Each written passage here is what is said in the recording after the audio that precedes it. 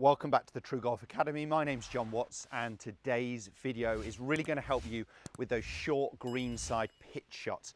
And I want to run through a little bit about the setup and where your weight, where your pressure should be, which is why I'm using my pressure mat here, my force platform.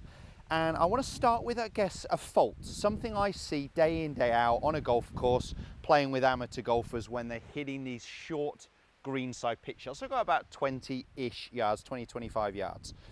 So we want loft, we want elevation. We're not going to create huge amounts of spin, so what we need is lots of initial height. And a lot of people get lazy with ball position. So the lazy ball position is playing the ball too far back in the stance and driving it in low. And when they're driving it in low, they're generally not only taking loft off, but starting to go with that front digging edge. They're not using the bounce of the golf club. And when you can get golfers to use the bounce correctly, they understand how much simpler it is. Your contact does not need to be perfect, and that's a big part. If you get the back of the wedge to hit the ground first, you can contact the ground before the ball and get that club to slide, and that is a much more repeatable method. So don't get lazy, don't move the ball back. I want it to be forwards in your stance, so I normally go for 1 club head's width with your lead foot, and at least 2, maybe even 3 with your trail foot. So I want the ball near your left chest for a right-handed golfer, your lead side. So it's up forwards in your stance, at least 3/4 the way forwards. And I'd prefer it to be more forwards than more back. Now, to get it forwards here, what I've now got to do is get my pressure favoring my lead foot. So I want about 65, 70% of my pressure onto this lead foot that we're going to see with my data in a minute. So my sternum is more over the golf ball, but I want my hands more back level with the golf club. I don't want to shove them forwards. When golfers move the ball forwards, if they're not used to it, they have a reaction, and sometimes the reaction is to drive the hands forwards. So they're a handle puller, and they really struggle with contact trajectory from there. So with that ball forwards, if this feels alien to you, you're thinking, well, how am I going to hit it with it that far up in my stance?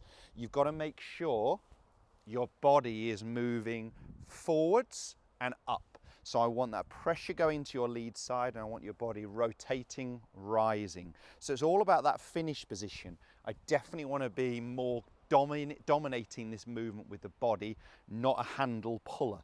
People who struggle, as I said, distance control trajectory, they're pulling the handle. Try and use the body. So body, up and forwards. Okay, and that's how I control it. So when you see often the tour players on these short greenside shots, you'll actually see quite a long swing for a short distance.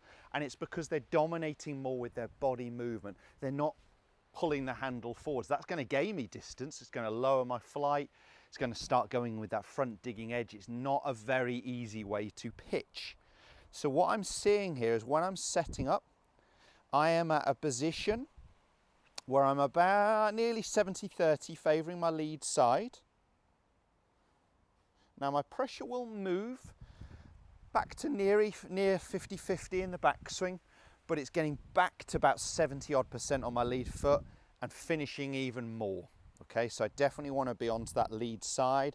It's not a handle pull, so rather than focusing on the negative of don't pull the handle, let's focus on the positive of how am I going to hit that ball where it's forwards. I'm going to allow my body to move forwards and move up. That's the movement I want. Look at the height and the elevation there. It's a very firm green at the minute, which is why they're bouncing when I land them on that top tier. But loads of height, loads of elevation, that's what's going to control our ball flight.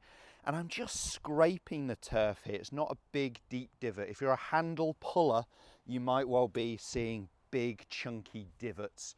Low ball flights, struggling to stop it on the green. So don't be one of those. Keep the ball forwards and then learn to move forwards and up. And it's that simple. Don't get lazy, move the ball back, keep it forwards and then move forwards and up. And it's really going to transform your short greenside pitching. If that video has helped, smash the like button. Don't forget to subscribe to my channel for more content just like this.